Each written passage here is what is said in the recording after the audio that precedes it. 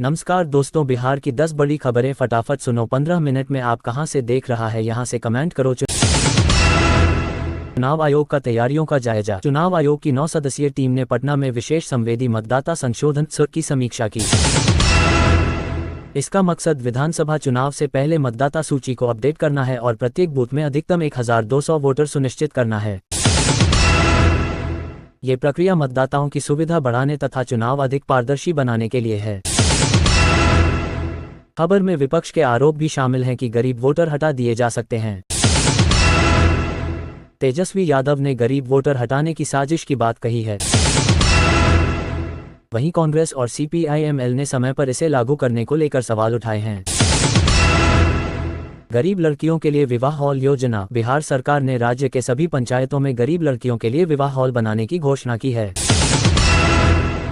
प्रत्येक हॉल की निर्माण लागत लगभग 50 लाख रुपए होगी और अनुमानित कुल बजट 4000 करोड़ रुपए है। इन हॉलों में सस्ते दर पर भोज की सुविधा होगी, जिससे गरीब परिवारों को विवाह खर्च में मदद मिलेगी। इसे चुनावी दृष्टिकोण से समर्थन जुटाने की रणनीति के रूप में भी देखा जा रहा है। साथ ही मनरेगा के तहत अब 10 लाख रुपए तक के कार्य भी हो सकेंगे।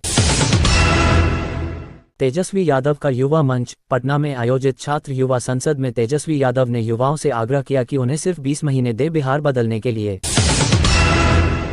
उन्होंने कहा कि पिछले 2 दशकों में बिहार ठहराव का शिकार रहा है। उनकी योजनाओं में नौकरी सृजन, शिक्षा सुधार और एक विश्व स्तरीय यूनिवर्सिटी शामिल हैं।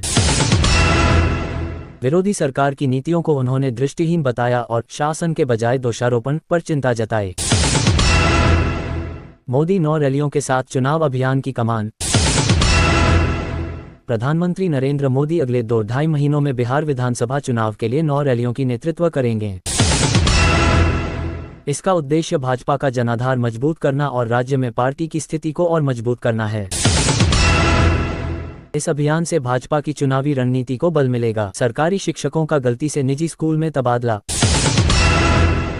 पश्चिम चंपारण जिले में शिक्षा विभाग की बड़ी लापरवाही सामने आई, जिसमें 2 सरकारी शिक्षिकाओं को गलती से निजी विद्यालय में भेज दिया गया। इस चूक से विभाग की प्रक्रियाओं की सटीकता पर सवाल खड़े हो गए हैं। विभाग ने इसे सुधारने की पहल शुरू कर दी है। CPI-ML की महिला पेंशन योजना। CPI-ML के दीपांकर भट्टाचार्य ने पटना में घोषणा की कि यदि इंडिया ब्लॉक सत्ता में आता है तो महिलाओं को मासिक 2500 रुपये महिला सम्मान मिलेगा और सभी को न्यूनतम 1500 रुपये पेंशन दी जाएगी। उन्होंने वर्तमान सरकार की नीतियों को धीमा और NEP को असंवैधानिक बताया।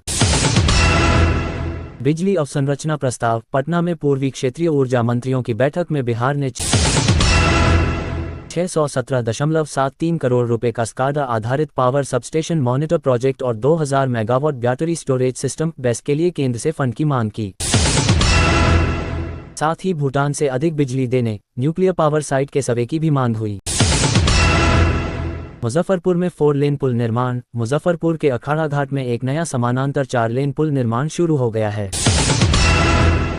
इससे ट्रैफिक जाम कम होगा और शहर की आवाजाही में सुधार आएगा। स्थानीय लोगों को राहत मिलने की उम्मीद है और आर्थिक गतिविधियों को बल मिलेगा। वंदे भारत ट्रेन सेवा शुरू। प्रधानमंत्री मोदी ने 20 जून को वंदे भारत एक्सप्रेस का वर्चुअल उद्घाटन किया, जो पटना के पाटलिपुत्र से यूपी के गोरखपुर को जोड़ेगी। ये तेज तर्रार ट्रेन 6 दिन सप्ताह चलेगी और पूर्वांचल एवं उत्तरी बिहार की कनेक्टिविटी को मजबूत करेगी। इसे मेक इन इंडिया योजना का हिस्सा बताया गया है। बक्सर भागलपुर एक्सप्रेसवे की मंजूरी। बक्सर भागलपुर एक्सप्रेसवे और पटना रिंग रोड के पूर्वी हिस्से को 4 और 6 लेन में विकसित करने के कार्य के लिए मंजूरी दी गई है। इसके लिए जल्द टेंडर जारी होना शुरू हो गए हैं। इन प्रस्तावित परियोजनाओं से राज्य में सड़क कनेक्टिविटी और आर्थिक गतिविधियों को गति मिलेगी। न्यूक्लियर पावर प्लांट पर केंद्र की मदद। केंद्रीय ऊर्जा मंत्री खट्टर ने कहा कि केंद्र बिहार में न्यूक्लियर पावर प्लांट स्थापित करने में मदद करेगा। ये योजना 6 छोटे मॉड्यूलर रिएक्टरों के तहत है और नवादा जिले में योजना बनाई जा रही है। साथ ही 1000 मेगावाट ऊर्जा स्टोरेज सुविधा की भी बात कही गई है। कच्ची दरगाह बिदुपुर 6 लेन पुल। पटना हाजीपुर के बीच कच्ची दरगाह बिदुपुर पुल का पहले फेज का उद्घाटन हो चुका है। ये 9.76 किलोमीटर लंबा 6 लेन पुल अगस्त 2025 तक पूरा किए जाने का लक्ष्य है, जिससे पटना के महात्मा गांधी सेतु पर दबाव कम होगा। लोकनायक गंगा पथ योजना, पटना में मरीन ड्राइव जैसी गंगा एक्सप्रेसवे का निर्माण हो रहा है। इसका पहला फेज 2022 में, दूसरा फेज 2023 में और तीसरा अप्रैल 2025 तक पूरा हो गया है।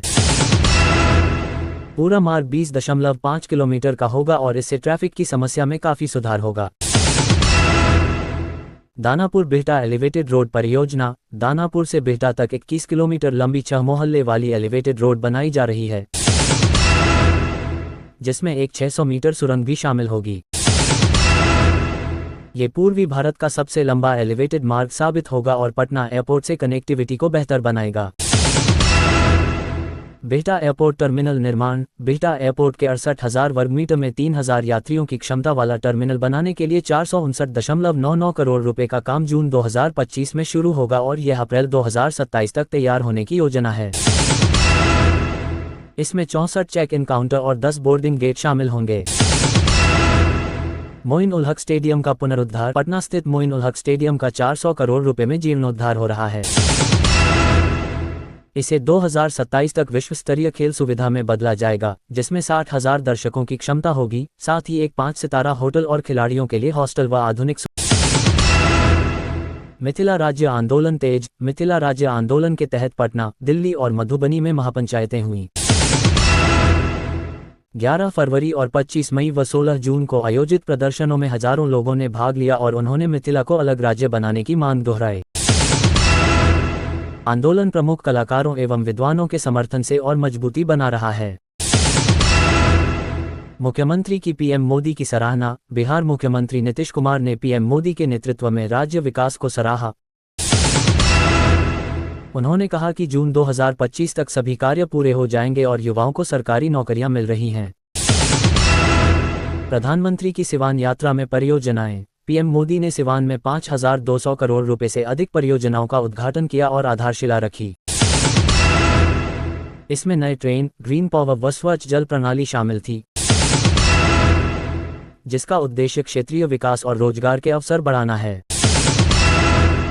बिहार में पहला न्यूक्लियर पावर प्लांट, केंद्र सरकार की एसएमआर मिशन योजना के अंतर्गत बिहार में पहला छोटा मॉड्यूलर रिएक्टर एसएमआर आधारित न्यूक्लियर पावर प्लांट स्थापित होगा। ये 20,000 करोड़ रुपए के मिशन का हिस्सा है, जिसका उद्देश्य स्वच्छ ऊर्जा और क्षेत्रीय शक्ति क्षमता को बढ़ाना है। ये थी बिहार की 21 ताज़ा और महत्वपूर्ण खबरें, हर एक लगभग शब्दों में संक्षेपित। अगर आप किसी खास मुद्दे के बारे में और विस्तार चाहते हैं तो बताएं। आपकी वीडियो अच्छा लगा है तो लाइक, कमेंट